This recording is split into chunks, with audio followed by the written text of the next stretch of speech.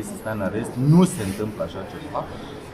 Andrew are o stare de sănătate precară din cauza unei afecțiuni preexistente și mă opresc aici. Clientul meu nu vrea să vorbească despre asta, nici nu vrea să folosească asta în apărarea ei, nici în pledoariile avocaților nu a fost susținută o astfel de teorie. Da? Aș vrea să fie lămurită pentru totdeauna că s-a agravat starea lui de sănătate sau că a trebuit să meargă la spital, da, este adevărat, dar nu este temei al apărării și nici dumnealui nu se folosește de acest argument pentru a justifica o eventuală cerere de eliberare.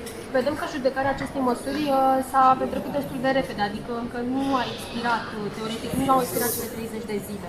Da, așa se întâmplă și corect, pentru că ar trebui judecată cel puțin cu 5 zile înainte de expirarea mandatului, pentru că împotriva acestei soluții de astăzi se poate formula calea de atac a contestației, pentru ca judecătorii să poată avea timp să își motiveze soluțiile, să trimită într-o eventuală contestație dosarul la instanța superioară. Desigur, ea se judecă întotdeauna cu câteva zile înainte. Acum că, am înțeles, marți este zi liberă și poate chiar luni, cu atât mai mult trebuia să se respecte termenele pentru a nu